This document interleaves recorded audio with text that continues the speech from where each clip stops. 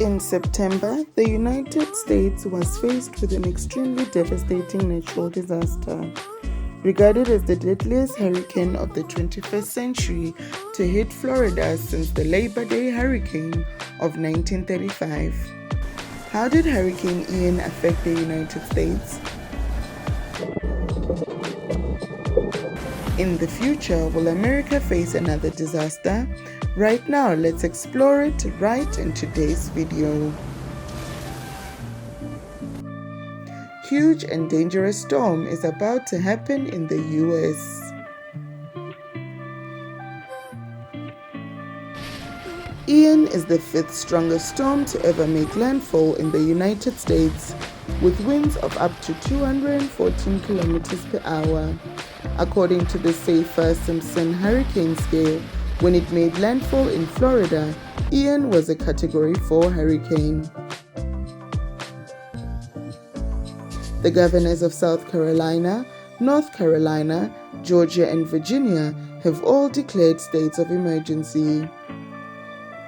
At 3 p.m. on September 28, the center of Hurricane Ian made landfall in Florida and caused extremely serious consequences for the state. Images in the video show that the storm has blown away many roofs. Strong winds caused many trees to tilt and sway. Some large trees were toppled. The force of the storm was so devastating that it swept away everything it passed through. A lot of objects that suffered from the scene were scattered on the road. Florida is like a battlefield right now. Videos quickly went viral online showing just how heavy Ian's influence was. With gusts of more than 200 kilometers per hour, the storm swept the state of Florida in a terrible way. Florida Governor Ron DeSantis said the storm, bringing high winds, heavy rain, and historic high tides, torn the Florida area, adding that more than 1.1 million power outages were recorded statewide, and that number is expected to increase. Images showed high tides causing floodwaters to flood coastal homes, engulfing roads and washing away vehicles in the coastal city of Naples. Governor DeSantis said Florida is expected to experience 2 very bad days. In Punta Gorda, north of Fort Myers, the streets were empty as winds tore through palm trees, toppling power poles. About 2.5 million people have been forced to evacuate in Florida coastal countries, and dozens of shelters have been set up. Authorities advise those who are unable to evacuate in time to stay indoors. Airports in Tampa and Orlando have suspended all commercial flights, and cruise companies have delayed departures or canceled flights. Officials have warned of an emergency as up to 610 millimeters of rain is expected to fall in parts of Florida, with high tides of 3.6 to 5.5 meters expected. This is a life-threatening situation, the NHC warned.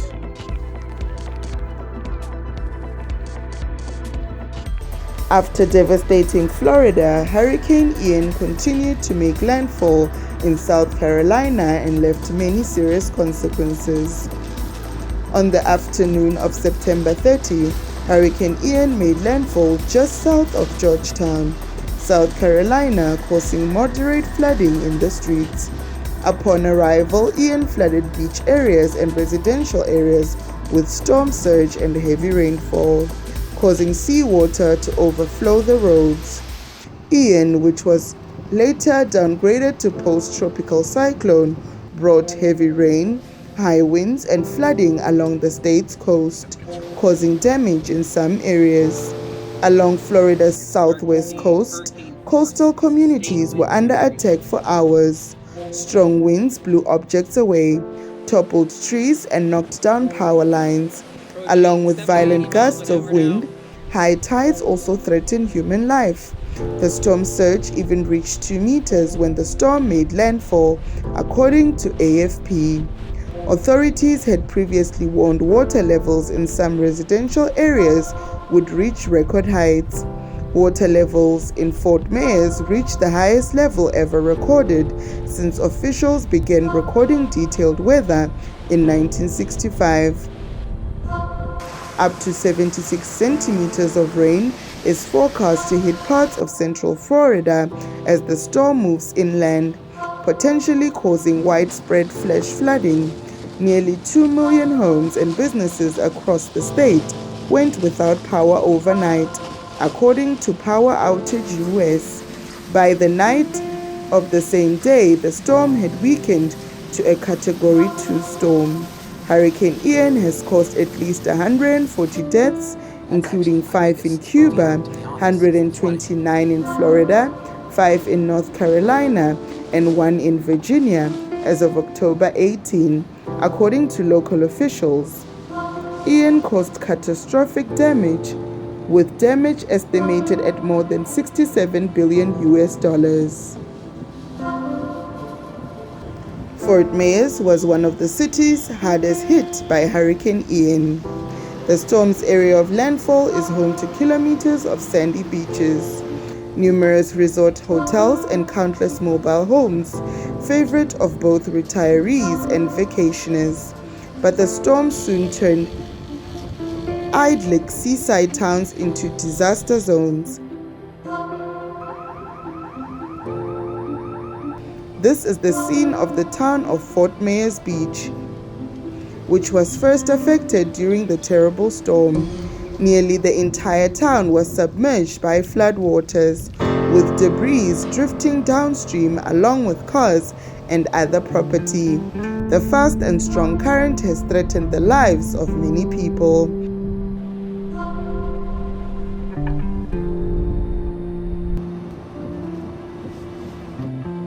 According to some reliable sources, Hurricane Ian created water waves up to 3 meters high that hit Carlos' apartment in the coastal city of Fort Myers, Florida, USA, and engulfed the area around the apartment.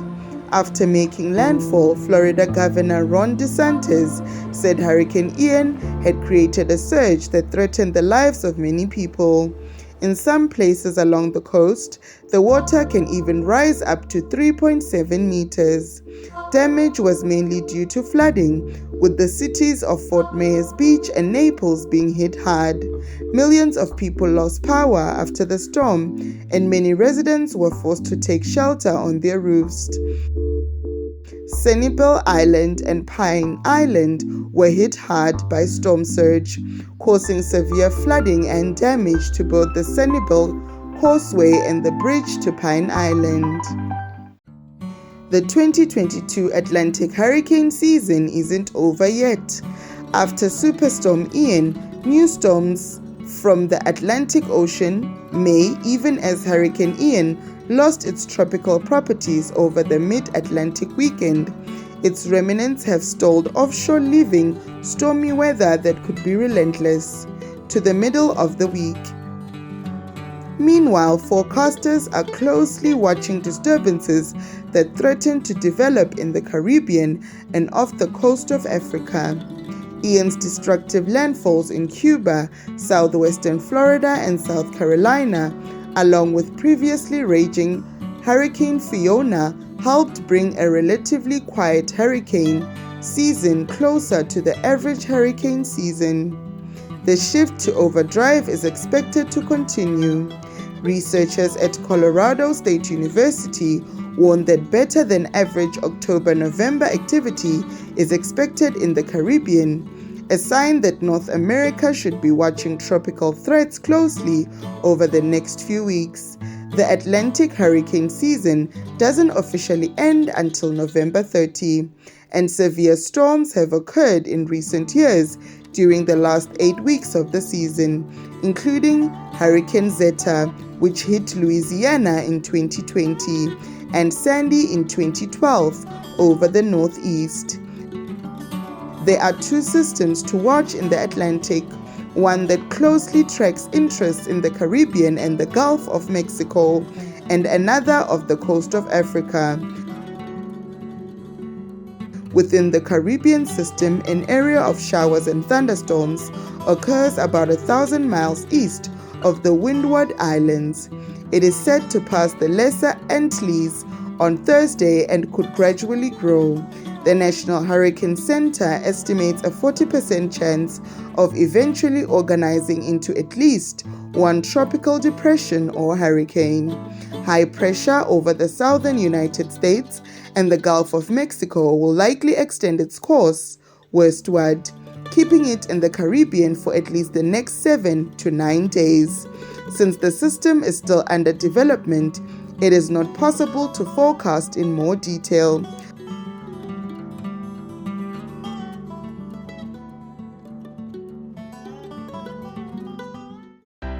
To get an idea of how active a hurricane season is, atmospheric scientists refer to ACE, or accumulated cyclone energy. It is a metric based on the intensity and duration of a storm. It attempts to quantify, though loosely, the amount of energy that hurricanes extract from warm ocean waters and expand due to their winds. At the end of August, the Atlantic basin stood at only 10% of the average ACE. Then Fiona, leaving severe wind damage and flooding in Puerto Rico, passed Bermuda and crashed into the Canadian Maritimes, pulling in 26.3 ACE units, roughly the same number counted to date in season by the previous 5 hurricanes. Ian won 17.4 units, bringing the total seasonal ACE to 79.1. The average for early October was 95.5, so this year is about 83% of the average. But the second half of September produced more ACEs than all but 5 other seasons since 1950. According to Klotzbach, overall, September produced more ACEs than 2020 and 2021, both very busy years. The video ends here. Thank you all for watching this video. We will constantly update the weather information on the channel. Don't forget to press the subscribe button, like and share this video to support us. For now, goodbye and see you in the next videos.